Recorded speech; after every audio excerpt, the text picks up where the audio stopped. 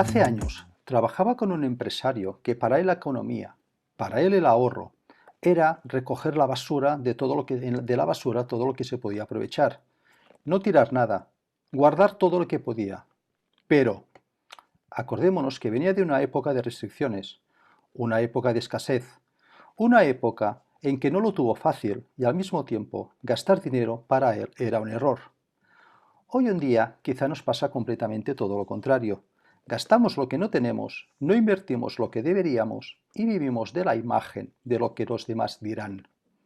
La cultura financiera del empresario y de las personas hace años era básicamente la que era. Tiene falta de estudios, falta de amor propio. Era otra manera básicamente de ver el mundo. Pero lo que sí que hay es una cosa muy clara. Podemos ganarnos la vida, pero vivimos básicamente en una pobreza eterna. Además, hemos heredado una determinada cultura financiera de las personas, como ese jefe que yo tenía, que nos preceden. Cuando yo cerré mi negocio en el 2010, muchos me criticaron, muchos se reían. No había sido capaz, según ellos, de gestionar bien mi empresa. Pero lo que no sabían muchos de ellos es que había yo personalmente hecho un cambio de mi manera de pensar y de mi manera de ver las finanzas y la economía. Que hay una diferencia entre la bancarrota y la pobreza. La bancarrota es momentánea, puedes cerrar una empresa, puedes pasar una dificultad económica, pero la pobreza puede ser eterna. Y hoy, muchos de los que me criticaron siguen trabajando para pagar y no para que su dinero trabaje para ellos. ¿Cómo lo ves? Da comienzo. ¿Cuándo perdí las llaves?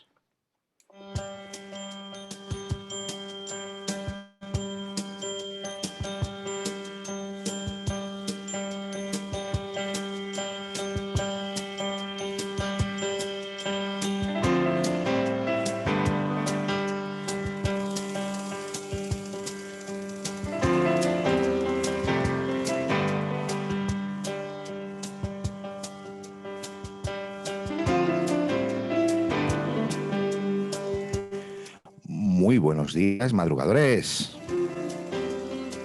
Como bien dice Ezequiel, aquí da comienzo cuando perdí las llaves. Y un lunes más, a eso de las 8 de la mañana, nos levantamos con muchas ganas, muy motivados, para compartir con vosotros, con vosotras, un montón de fantásticos contenidos.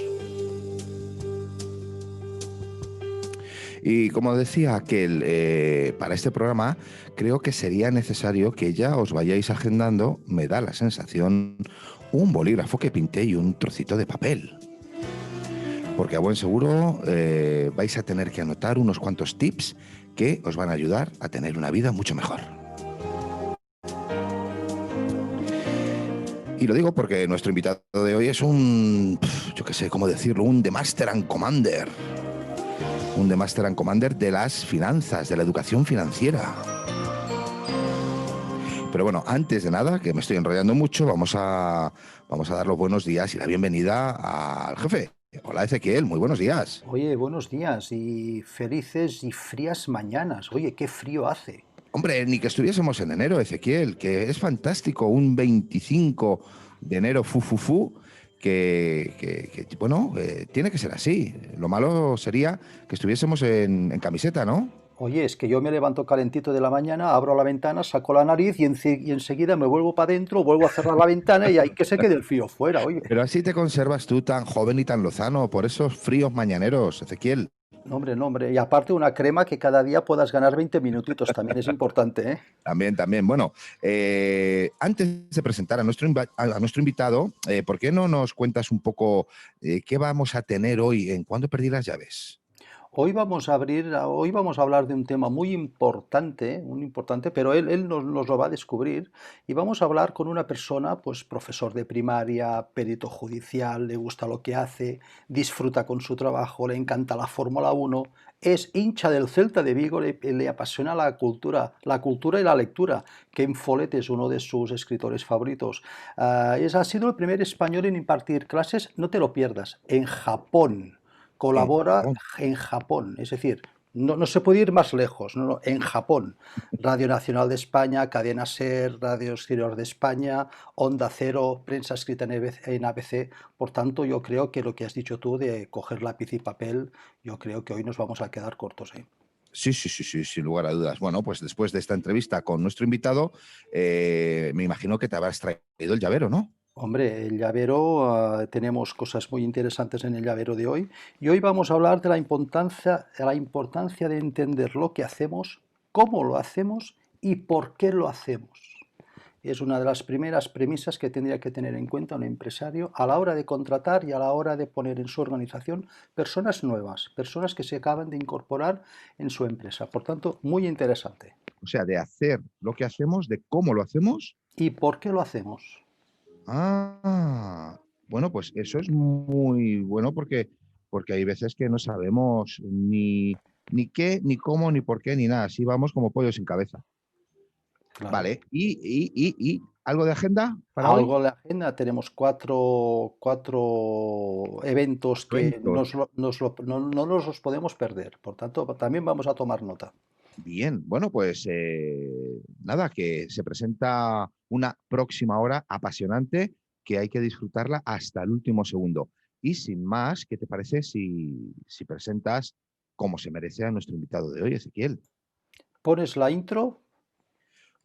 Pongo la intro. Vale, pues sí, Sí. ponemos la intro. Pues allá que te va intro, Ezequiel.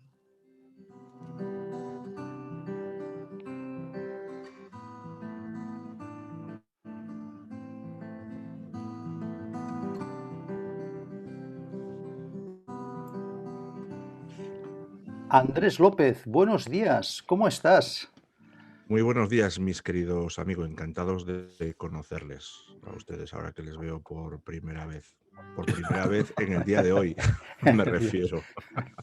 ¿Qué tal? ¿Cómo estáis? ¿Qué tal? ¿Cómo estás? Oye, muchas gracias de aceptar la invitación en este programa, modesto programa. Pero oye, eres un crack de las finanzas, aparte de ser muchas otras cosas como profesor de primaria y perito judicial.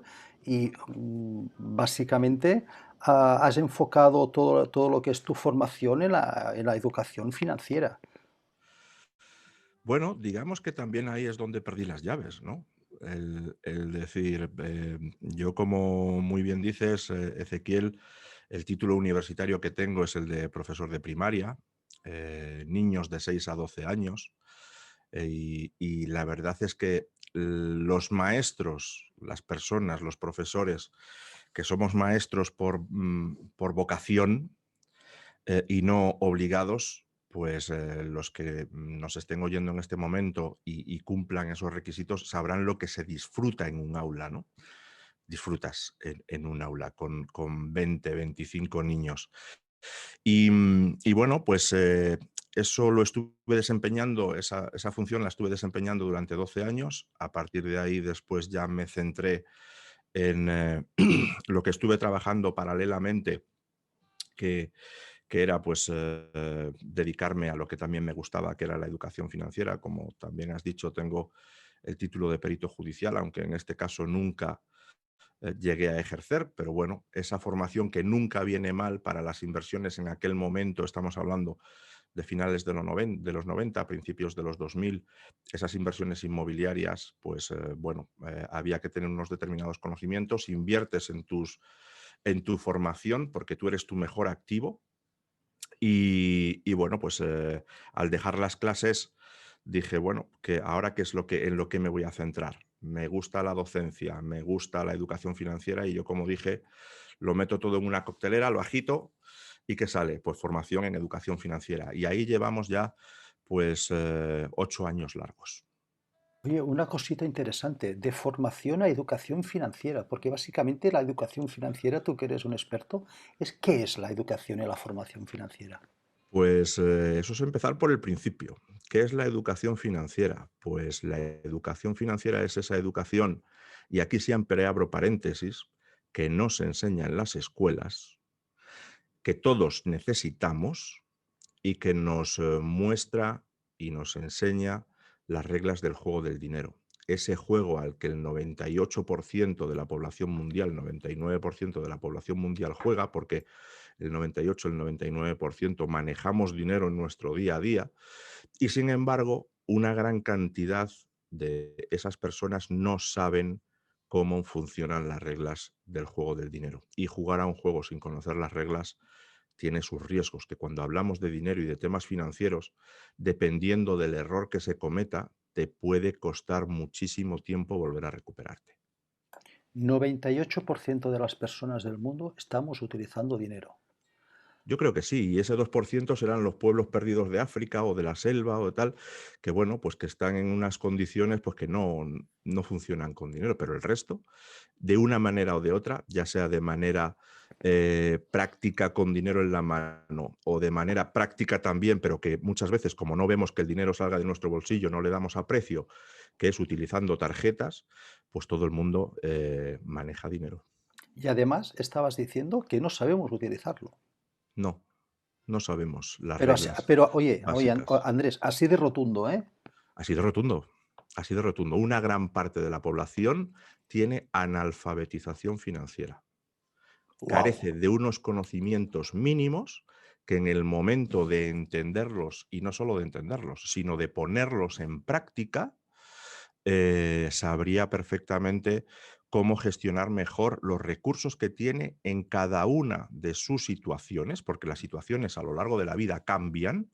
Entonces, uno lo que debería de saber es adquirir esa educación financiera, como yo suelo decir, aséptica, sin contaminar. Si queréis, ahora hablamos de qué significa eso, que única y exclusivamente le enseñase cómo debe gestionarse en cada momento de su vida atendiendo a las circunstancias que tenga y contando con los recursos con los que cuente en cada momento. Y ojo, con el simple objetivo de buscar la rentabilidad de su propio bolsillo, no de entidades, no de estados, no de bancos.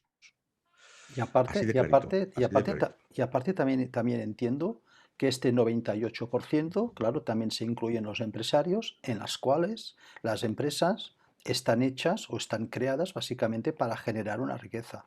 Por tanto, esta cultura de analfabetismo que tú estás diciendo, esto también incluye a todos los empresarios que tienen frente a ellos unas empresas que tienen que facturar, tienen que trabajar, tienen que pagar.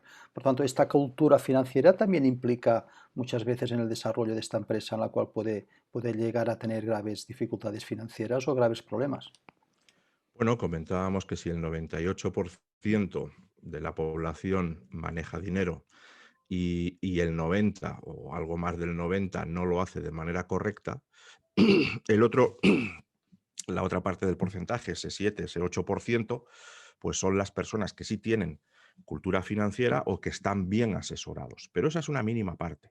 O sea, empresas, grandes empresas, también es un mínimo porcentaje. El mayor número de empresas y de empresarios pues son pequeñas y medianas empresas. Y en muchos casos estas personas que, como yo digo, hacen absolutamente todo, desde que levantan la persiana hasta que la cierran. Ellos lo hacen absolutamente todo. Entonces, bueno, si tú no tienes una educación financiera, no tienes una cultura financiera a nivel personal y haces todo en tu empresa, ¿qué cultura financiera y qué educación financiera vas a poner en práctica en la empresa? La que tienes a nivel personal. Es decir, te la llevas, ¿no? Te la llevas al otro lado del río. Y lo que pasa es que si en un momento determinado, pues a nivel personal cometemos unos determinados errores, a poco que nos vaya el negocio, los errores serán un poco mayores si tenemos las mismas formas de actuar, los mismos hábitos, ¿no? Entonces, esta educación financiera, tú también estabas diciendo antes, que es una asignatura pendiente en las escuelas. Es decir, estos hábitos de saber gestionar el dinero, pues ya empezamos que los educadores, las instituciones, las escuelas, pues ya no están aplicando esta parte tan importante que tú estás diciendo de este 98%, nos falta esta cultura financiera. Claro, porque vosotros, Ezequiel y también Miguel Ángel, vosotros que me conocéis y hemos hablado ya bastantes veces, sabéis que yo me baso muchísimo en el sentido común. A mí me gusta basarme en el sentido común porque cuando tú hablas desde el sentido común, está claro que no intentas convencer a nada de nadie. En esta vida y ahora tal y como están las circunstancias hay mucho vendehumos, hay muchas cosas que al final no son, ¿no? Pero si hablamos desde el sentido común y la gente entiende los conceptos desde el sentido común, se dan cuenta de que no les estás intentando convencer de nada. Y a poco que lo pongan en cuarentena, pues puede que se den cuenta de lo que estamos hablando. Si todo el mundo en la sociedad civilizada, que está en las escuelas, tarde o temprano va a manejar dinero, ¿por qué no se da educación financiera en las escuelas? Es decir, en las escuelas estudiamos lengua, estudiamos matemáticas, estudiamos conocimiento del medio, estudiamos física, química, la lista de los reyes godos, estudiamos latín, estudiamos tal. Y después, dependiendo a lo que te dediques en tu trabajo, en el futuro, algunos conocimientos no te van a servir absolutamente de nada. Y ojo, no estoy diciendo que no haya que tener una cultura general, que evidentemente hay que tenerla.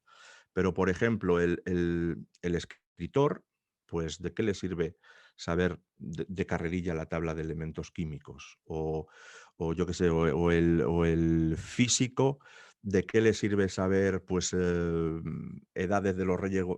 Es decir, hay cosas que después no te van a ayudar en tu desempeño. Y vuelvo a repetir, que no se me malinterprete, hay que tener una cultura general. Pero el saber cómo manejar el dinero, el saber cómo manejar tus recursos, el saber cómo manejar tus finanzas, seas pastelero, seas barrendero, seas químico, seas zapatero, seas lo que seas, lo vas a necesitar. Y eso en las escuelas, en el sistema educativo, no se da.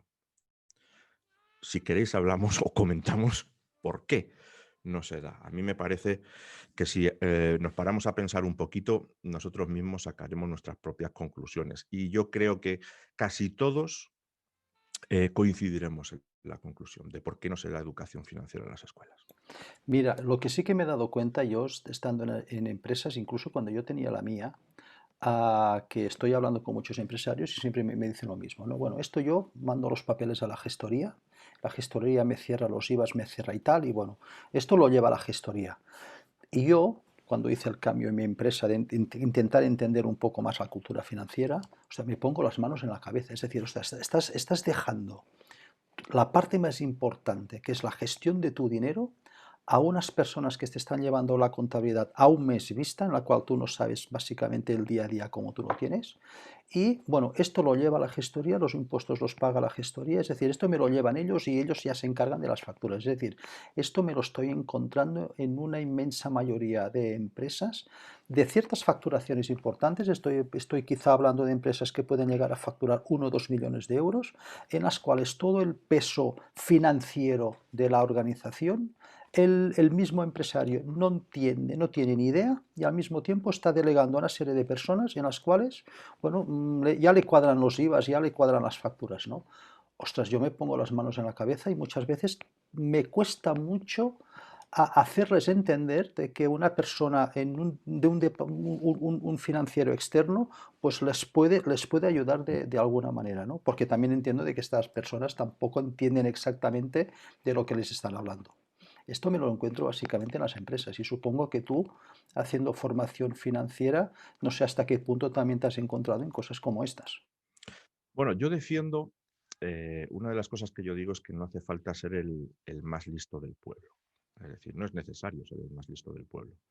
Lo que sí es necesario es rodearnos de los más listos. Es decir, uno no tiene que saber hacer absolutamente todo. Y pongo el siguiente ejemplo, ¿no? Amancio Ortega. Amancio Ortega, gran empresario, empresas, ingresa muchísimo dinero. ¿Creemos que Amancio Ortega es el mejor gestor fiscal? Yo creo que no. ¿Creemos que es el mejor diseñador del mundo? Yo creo que no. ¿Creemos que es el mejor, estudia mejor los inmuebles para dónde abrir las tiendas? Yo creo que no. ¿Creemos que es el mejor planificando la estructura de su empresa? Yo creo que no. ¿Qué sucede? Pues que se rodea de las personas que le pueden echar una mano y delega en ese sentido. Las grandes empresas pues tendrán sus asesores fiscales y tendrán su parte de fiscal y a mí eso me parece bien. Lo que estoy de acuerdo contigo y tampoco comparto es que independientemente de que yo lo tenga delegado, yo debo de tener unos conocimientos mínimos para saber por dónde van los tiros. El especialista, que sea mi asesor fiscal, pero yo saber también después, cuando mi asesor fiscal me hable, saber de qué me está hablando. No decir, sí, buena, sí, Ave María Purísima, amén, no sé qué, no sé cuántas, y no saber ni de lo que me están hablando. ¿Sí? Entonces, ser el más listo del pueblo no es necesario, pero entender de qué se está hablando, eso sí, eso sí. Y lo que pasa es que, como comentábamos antes, ¿no? La mayor parte de las empresas son pequeñas y medianas empresas y se supone que uno hace absolutamente todo en todas las facetas. Pues claro, si aún encima delegamos en una gestoría, pues pasamos solamente las facturas, lo que nos digan lo pagamos, pero no sé absolutamente nada más. Yo creo que eso no. Debemos de tener también, de la misma manera que debemos de tener una cultura general de la escuela, también deberíamos de tener una cultura general de lo que son los impuestos y de lo que son también todo el tema de asesoría. No ser unos expertos, yo no soy experto en tema de asesoría, yo tengo mi propia asesoría, pero sí evidentemente sé de lo que estamos hablando. Muy bien, muy bien.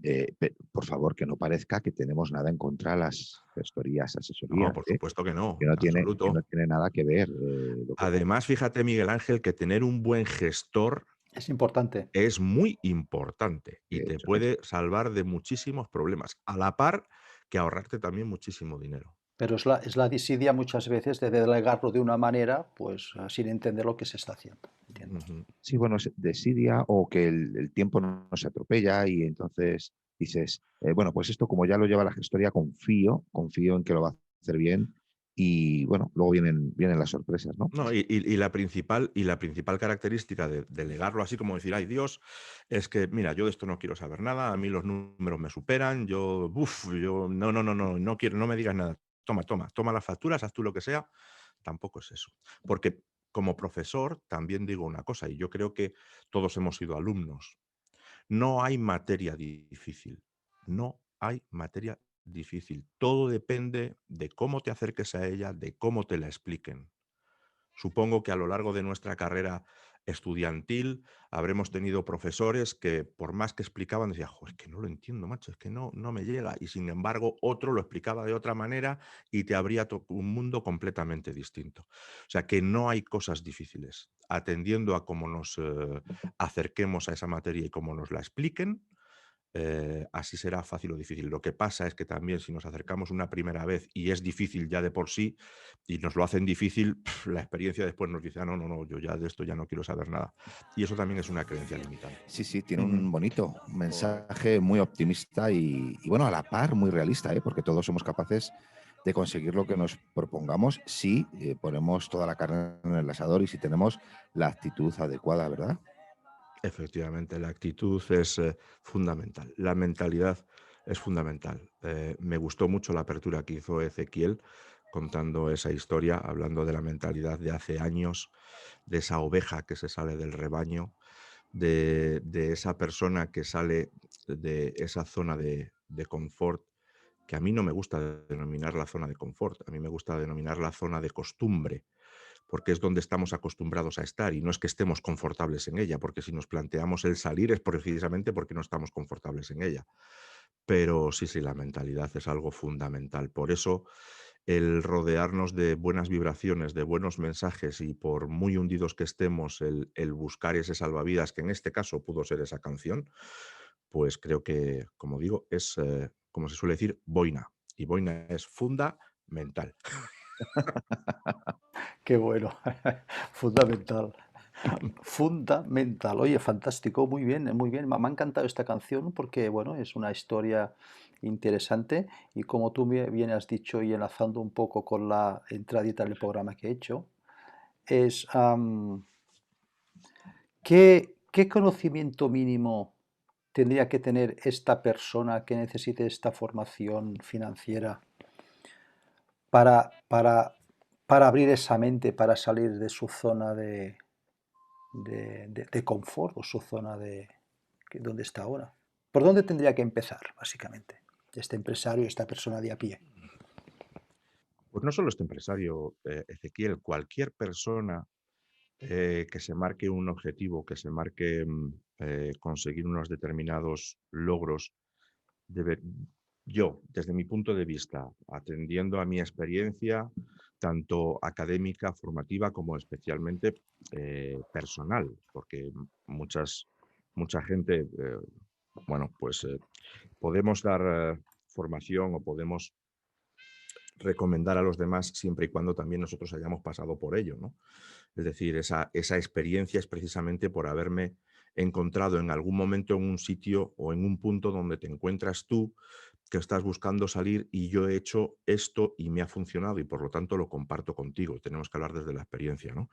Yo creo que el punto fundamental para comenzar es la mentalidad. La mentalidad. Ayer hablando con nuestro querido amigo Antonio del Hoyo, comentábamos una frase barra estudio, que dice que si el 100% de la población mundial perdiese absolutamente todo su dinero, en 20 años ese dinero volvería a estar en el 80% de las personas que lo tienen en estos momentos. Y tú hablaste también al principio de algo fundamental que tiene que ver con esto. Es decir, hablaste de bancarrota y hablaste de pobreza. El que está en bancarrota es una situación mental, pero sabe lo que tiene que hacer y al final volverá a salir.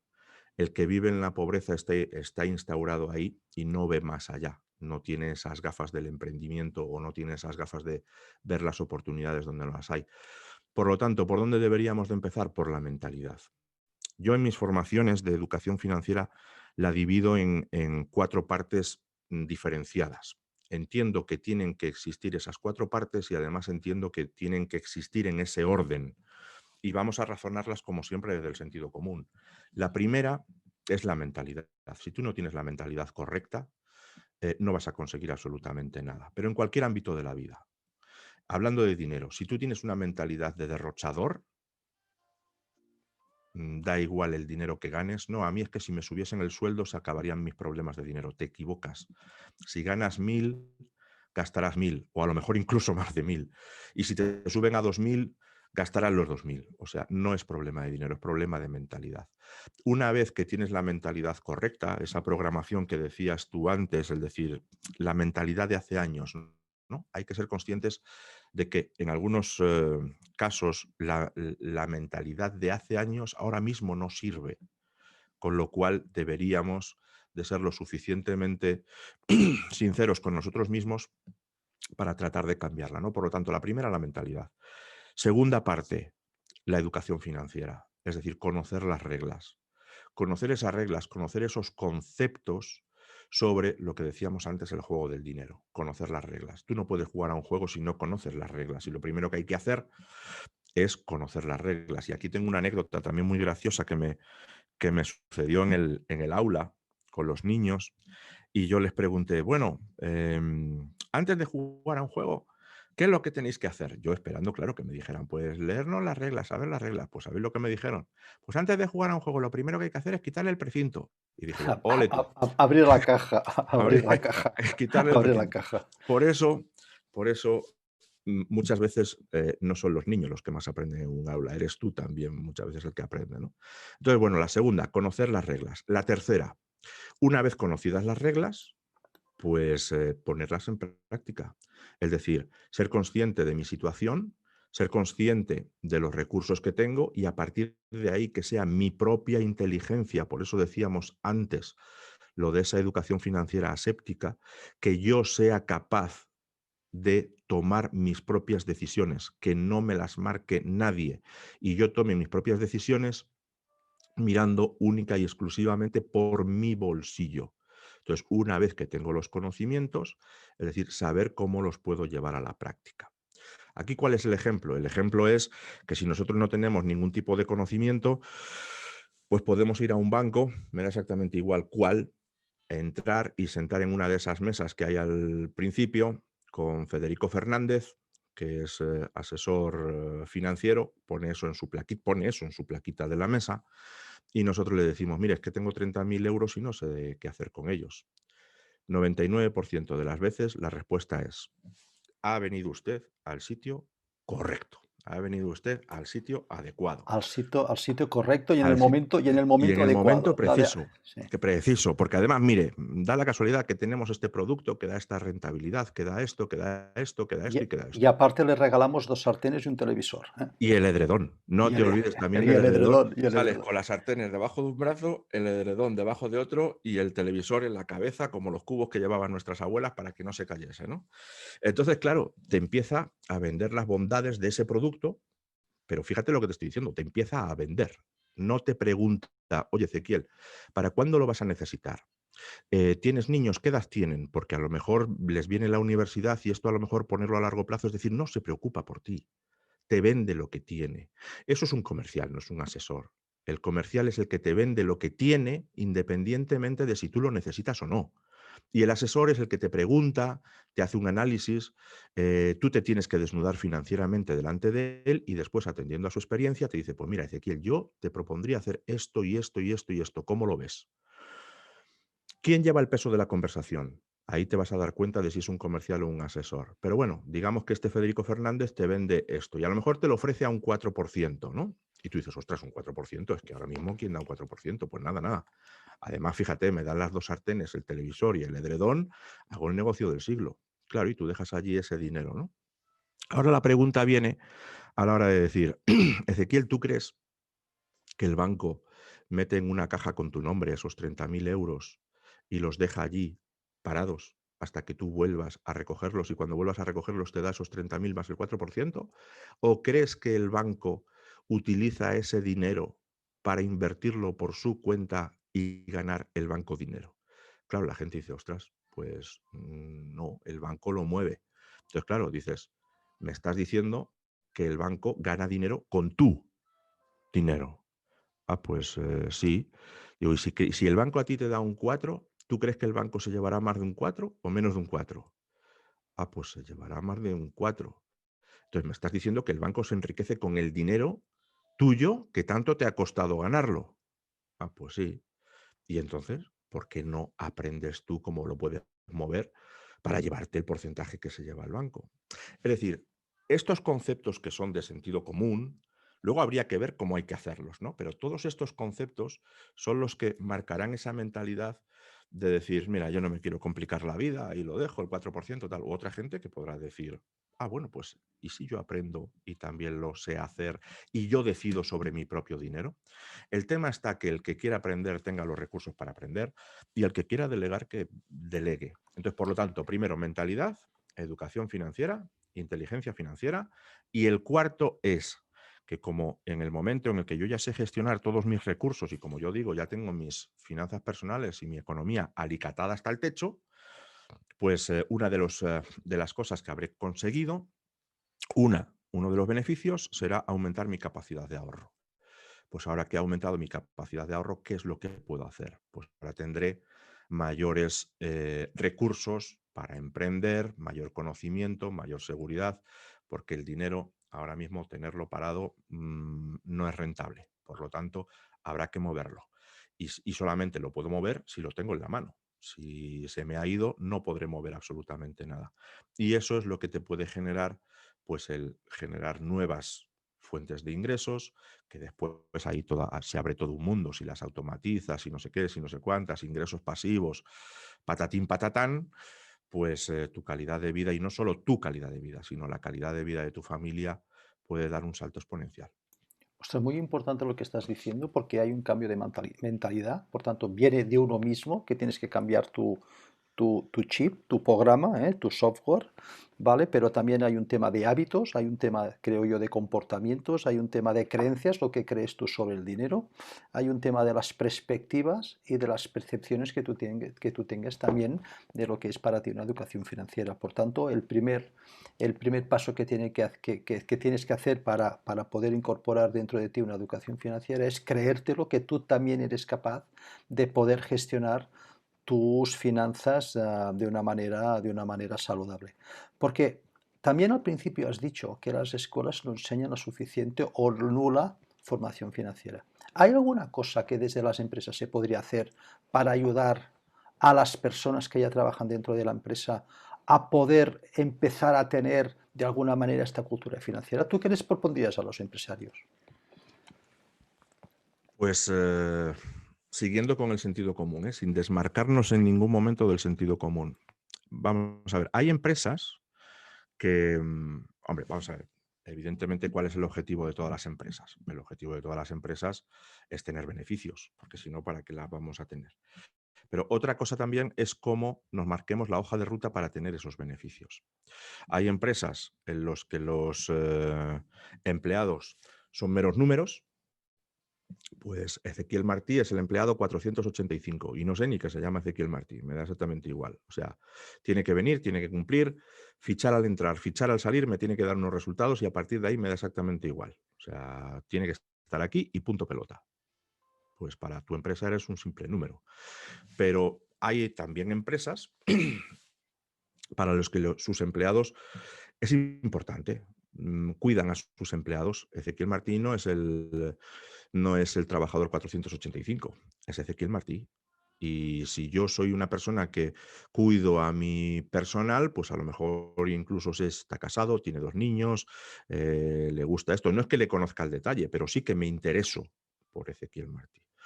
Entonces, para estas empresas, ¿yo qué les propondría? Yo para estas empresas les propondría que si realmente les importan sus empleados, que les ofreciesen una educación financiera mínima, ¿no? Para saber gestionar ese dinero que cobran en esa empresa. Por ejemplo, a lo mejor a mí me interesan mis empleados y llega a principio de año y bueno, es que las cosas van tan justas que no les puedo subir ese 3%, o no les puedo subir ese 2 o ese 4, me da exactamente igual, no les puedo subir el sueldo. Pero si yo les doy unos conocimientos que, aunque no les pueda subir el 2 o el 3%, les pueden aumentar su capacidad de ahorro en un 10, pues oye, no le estoy subiendo el 2 o el 3, pero les estoy facilitando cómo subir esa capacidad de ahorro un 10%. ¿Qué sucede? Que si esto los empleados lo hacen y consiguen esos resultados, ¿cómo creemos que se siente el empleado? Más agradecido a la empresa, se siente más reconocido. ¿Y cómo trabajará ese empleado? Pues más a gusto en la empresa, habrá mejor ambiente laboral, quizá incluso aumente su productividad. Bueno, pues todo eso también son beneficios para la empresa, ¿no? Y entonces la empresa está también demostrando que no solamente le interesa a su empleado, sino la calidad de vida de su familia. Y a lo mejor le está permitiendo a ese empleado que no le podía poner los brackets al niño, pues que sin ganar más, simplemente cambiando unos hábitos, pues le pueda cambiar los brackets a los niños. Y los que tenemos hijos, cuando a nuestros hijos les podemos ofrecer una mejor calidad de vida, estaremos eternamente agradecidos a quien nos proporciona esos conocimientos o esas capacidades, ¿no? Entonces, eso con respecto a los empleados. Pero claro, se abre también un melón. Y el decir, ¿y si esas empresas se lo ofrecen también a sus clientes o a los clientes? O sea, a través de una responsabilidad social, por ejemplo, vosotros imaginaros unos clientes que una empresa les ofrece educación financiera y les enseña cómo gestionarse y llegar más desahogadamente a final de mes. Esos clientes que pensarán, ostras, esta empresa me está ayudando, quizás fidelicen clientes, quizás esos clientes puedan ser potenciales nuevos clientes, aparte del revuelo que se haría en medios de comunicación por lo que está haciendo esa empresa que no lo está haciendo nadie. Con lo cual, el que tenga realmente visión social y visión colaborativa, creo que puede entender perfectamente lo que digo. Es algo principal, que es algo fundamental que no está haciendo absolutamente nadie y que sería abrir un melón bastante importante absolutamente para todos, ¿eh? Porque aquí hay que pensar en que los buenos acuerdos los buenos proyectos son aquellos en los que todas las partes ganan. Aquí ganaría la sociedad, ganaría la población, ganarían las familias, ganarían las empresas, ganaría la producción, ganaría absolutamente todo. Bueno, esto sería cuestión de otro programa, querido Andrés López, porque si no se hace es por algo. Y vuelvo un poco a la pregunta que tú te hacías al principio del programa. ¿Por qué no se da educación financiera en los coles? Y bueno, el tiempo de la entrevista, de compartir este programita con Andrés López se está acabando, pero no quisiera, es que no puedo evitar dejar pasar la oportunidad de compartir esto con Andrés y con todos ustedes. Y es que otra faceta de Andrés López es la exportación de educación financiera a otras culturas, a otras mentalidades. Y es que Andrés López es un intrépido profe que no le importan las distancias, ni el tiempo, ni nada. Andrés, ¿cuántos años te has pegado o te estás pegando dando cursos allá en Japón? Pues mira, en Japón el primer viaje fue en noviembre de 2014 y van ya 7 ediciones de formación allá. Y precisamente la canción que pusiste antes es porque estos viajes me hicieron descubrir a la que hoy es mi mujer. Y la canción de Michael Bublé decía Haven't met you yet, todavía no te he encontrado. Pues yo tuve la suerte de encontrar a esta persona maravillosa, a Ana, que tú también conoces, Miguel Ángel, y ese fue el motivo de la canción anterior, el dedicársela a Ana, porque es, Qué es bonito, imprescindible tener a una persona a tu lado que te apoye en todos los momentos. qué Y bonito. ahí encontré a la mujer de mi vida. Y bueno, pues lo de Japón, pues llevamos ya 6 años. Allí encontré a Ana y bueno, pues formación tanto a nivel presencial de talleres para gente de la calle como para empresas también en Japón. Qué bonito, qué bonito, qué bonito. Y sí, pues fíjate, tuviste que ir hasta Japón para encontrar a Ana, ¿eh? Sí, señor, sí, señor. Y te inventas cualquier cosa para ir a buscar al amor de tu vida hasta Japón. Venga, pues voy a hacer educación financiera. Efectivamente. Bueno, Algo, pero algo se rondaba por allí. El destino es así. ha Qué bueno, merecido la El pena, ha destino es merecido la así. pena. merece. Ezequiel, despide educadamente a Andrés porque Oye, Andrés, una preguntita así rápida. ¿Dónde te podemos encontrar? Pues mira, me podéis encontrar en andreslopez.net. Muy sencillo, andreslopez.net. Ahí pues hay podcast, hay entrevistas, las que comentábamos, Radio Nacional, COPE, Onda Cero, entrevistas también con emisoras japonesas. Y después hay también formación, hay ebooks completamente gratuitos, andreslopez.net. Muchas gracias, muy bueno, amable. perdón, no puedo dejar pasar que es que, claro, estáis mencionando que si Radio Nacional, que si la COPE, que si la SER, que si Y Onda Radio Cero. La Creatividad creatividad. también. Vamos a ver, por favor, te lo pido, ¿eh? Y Radio Creatividad. Claro. Bueno, es que además los que nos conocen y nos siguen saben perfectamente por qué esa sintonía que tú has puesto, ¿eh? Ujú. Saben el porqué de esa sintonía. Bueno, Todos los porque domingos a las 5 de la tarde, Dios mediante hora taurina, si la autoridad nos lo permite, en Radio Creatividad Viviendo Seguro. Hemos cumplido ya 100 programas.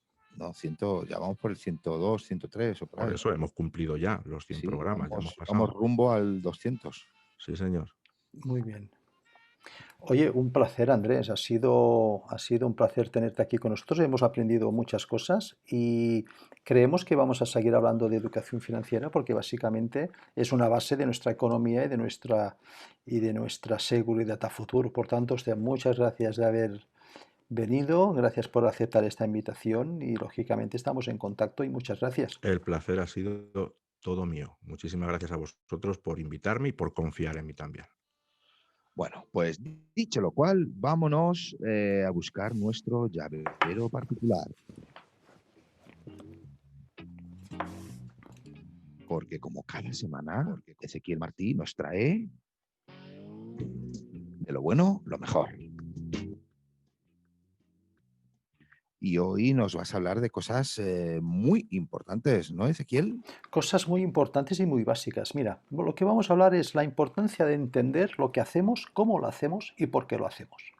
Imaginemos por un momento, sin hacer mucha publicidad, ¿eh? Vamos a poner los dos empresas, vamos a Coca-Cola, ¿vale? El director Pero general. sin hacer mucha publicidad, Sin ¿eh? hacer mucha publicidad, ¿eh?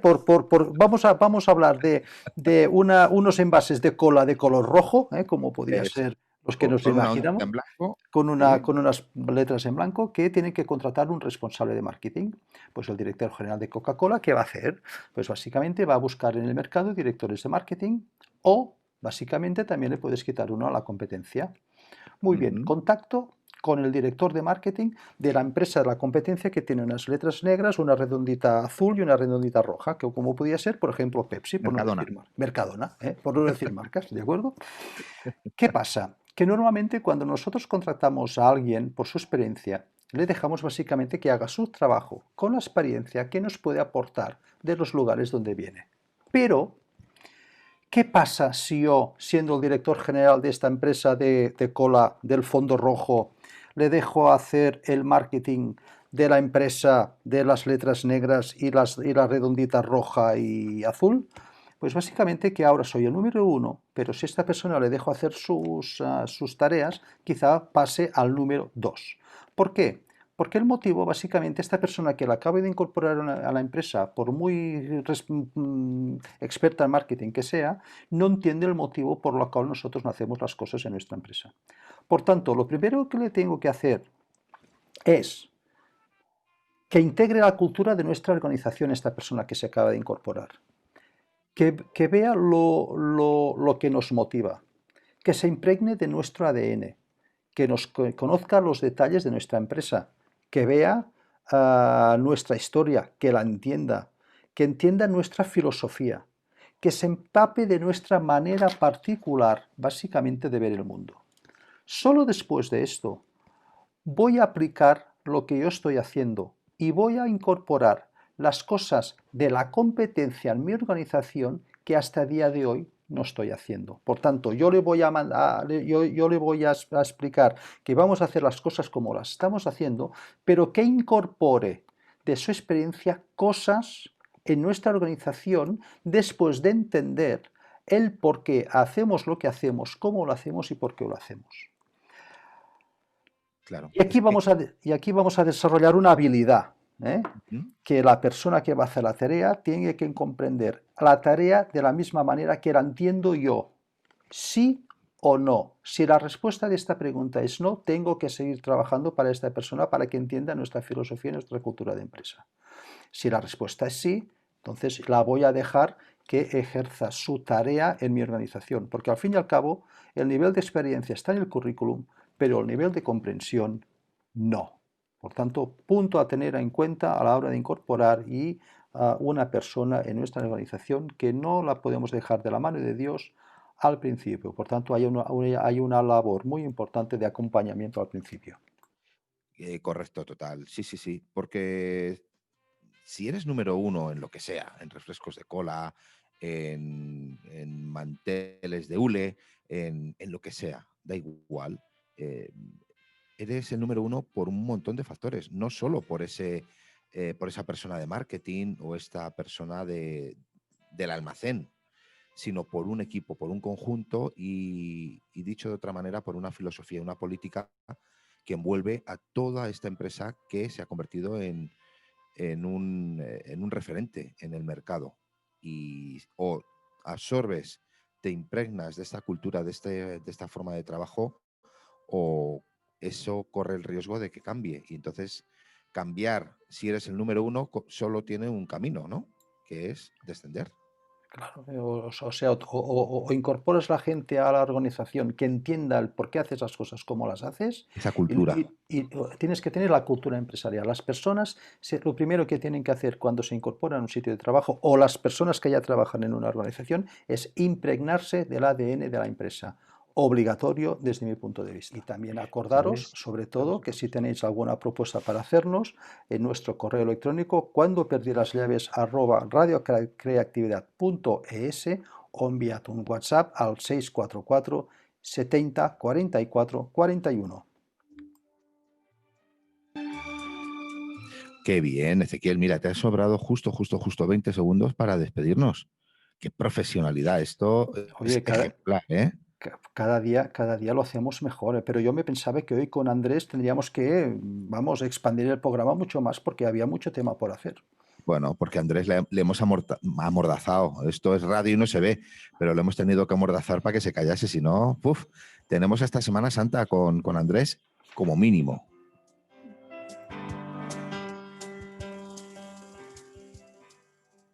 Bueno. Bueno, pues señoras y señores, hasta aquí ha dado de sí esta edición de ¿Cuándo perdí las llaves?